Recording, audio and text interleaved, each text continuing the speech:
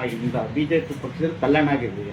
ರಾಜ್ಯಾಧ್ಯಕ್ಷರು ತಲೆದಂಡ, ವಿರೋಧ ಪಕ್ಷ ನಾಯಕರು ತಲೆದಂಡ ಆಗುತ್ತೆ ಅಂತ ಯಾವುದೇ ತಲೆದಂಡ ಇಲ್ಲ. ಇವತ್ತು ನಮ್ಮ ರಾಷ್ಟ್ರೀಯ ಅಧ್ಯಕ್ಷರು ಸಭೆ ಕರೆದೆ, ಪ್ರತಿಪಕ್ಷ ನಾಯಕರು, ರಾಜ್ಯದ ಅಧ್ಯಕ್ಷರು ಡೆಲ್ಲಿಗೆ ಇದೆ. ಯಾರು ಅಡ್ಡ ಮತದಾನ ಮಾಡಿದರೆ, ಮತದಾರರು ಕಾರ್ಯಕರ್ತರು ಮೋಸ ಮಾಡಿದಂಗೆ, ತಾಯಿಗೆ ದ್ರೋಹ ಮಾಡಿದಂಗೆ, ಒಂದು ಪಕ್ಷದ ಚಿಹ್ನೆ ಅಡಿಯಲ್ಲಿ ಗೆದ್ದ ಮೇಲೆ ಆತ್ಮಸಾಕ್ಷಿಯಾಗಿ ಭಾರತೀಯ ಜನತಾ ಪಾರ್ಟಿ ಅಭ್ಯರ್ಥಿಗಳು ಏನು ನಿಗದಿ ಮಾಡಿದ್ದಾರೆ ಮತಗಳು, ಯಾರಂತಲ್ಲಿ ಶಾಸಕರನ್ನ ಒಬ್ಬರಿಗೆ 37 ನಿಗದಿ ಮಾಡಿದ್ದಾರೆ. ಹಿಂದೆ ನಾವೆಲ್ಲ ರಾಜ್ಯಸಭೆ ರಾಷ್ಟ್ರಪತಿಗಳಿಗೆ, ವಿಧಾನ ಪರಿಷತ್ತಿಗೆ 5-6 ಬಾರಿ ನಾವು ಮತ ಹಾಕಿದ್ವಿ. ಯಾವತ್ತೂ ಆಗಿರಲಿಲ್ಲ. ಆದರೆ ಕೆಲವು ಶಾಸಕರು ಹಣಕ್ಕೋಸ್ಕರ ಮೀಸಾದಿ ಕೆಲಸ ಮಾಡಿದರೆ ಅಂಥವ್ರನ್ನ ಭಾರತೀಯ ಜನತಾ ಪಾರ್ಟಿ ಕ್ಷಮಿಸಲ್ಲ. ಅವರಿಗೆ ಸರಿಯಾದ ತಲೆದಂಡ ಆಗುತ್ತೆ, ಯಾರ್ಯಾರ್ಬೋದು. ಆದರೆ ಇನ್ನು ಕೆಲವರು ಎಲ್ಲೋ ಒಂದು ಕಡೆ ರಾಜ್ಯದ ಅಧ್ಯಕ್ಷರು ಏನು ಉತ್ತಮವಾದ ಒಳ್ಳೆ ಕೆಲಸ ಮಾಡ್ತಾರೆ, ಆದರೆ ರಾಜ್ಯದ ಅಧ್ಯಕ್ಷರು ವಿರುದ್ಧವಾಗಿ ಕೆಲವರು ಮತ, ಅಂದರೆ ಪಕ್ಷ ಅಂದರೆ ತಾಯಿ ಸಮಾನ, ಪಕ್ಷ ತಾಯಿ ಸಮಾನ ಎಲ್ಲರಿಗೂ. ವಿನಾಕಾರಣ ಕೆಲವರು ರಾಜ್ಯದ ಅಧ್ಯಕ್ಷರನ್ನ ಬಹಿರಂಗ ಟೀಕೆ ಮಾಡ್ತಾ ಬಂದರು. ಕೆಲವರು ಉನ್ನಾರ ಮಾಡ್ತಾ ಇದ್ದಾರೆ ಅಧ್ಯಕ್ಷರು ಬದಲಾವಣೆ, ಇದರಿಂದ ಅಧ್ಯಕ್ಷ ತಲೆದಂಡ ಆಗುತ್ತೆ.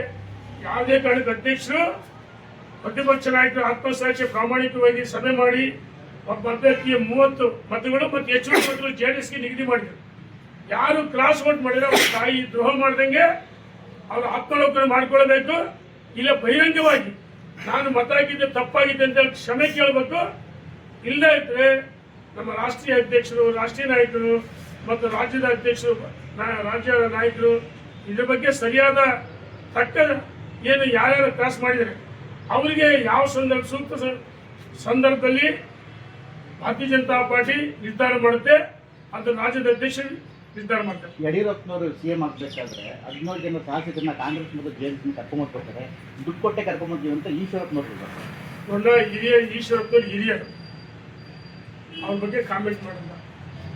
ಅವ್ರ ಜೊತೆ ನಾವೆಲ್ಲ ಕೆಲಸ ಮಾಡಿದ್ವಿ, ಅವರಿಂದ ಅನುದಾನ ತಗೊಂಡಿದ್ವಿ ಕ್ಷೇತ್ರ. ಆದ್ರೆ ನಾನು ಹೇಳೋದು, ಯಾರಿಗೂ ಹಣವನ್ನ ಕೊಟ್ಟು ಮಾಧ್ಯಮಗಳು ಯಾವ ರೀತಿ ಬಂದು ನೋಡಿಲ್ಲ.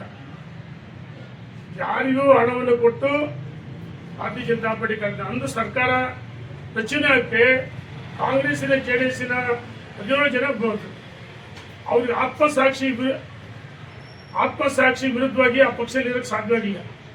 ಹಾಗಾಗಿ ಒಂದು ಮೋದಿಯವ್ರ ನಾಯಕತ್ವ, ಯಡಿಯೂರಪ್ಪ ನಾಯಕತ್ವ ನೋಡಿ ಭಾರತೀಯ ಜನತಾ ಪಾರ್ಟಿಗೆ ಅಲ್ಲಿ ಅವ್ರಿಗೆಲ್ಲ ಒಂದು ಕಡೆ ಅಪಮಾನ ಅವಮಾನಗಳು ಸಹಿಸ್ಕೊಂಡು 1 ವರ್ಷ ಇದ್ದು ಸಚಿವರಾಗಿದ್ದಂಥವ್ರು ನಮ್ಮ ಕಡೆ ಯಾಕೆ ಬರ್ಬೇಕಾಯ್ತು?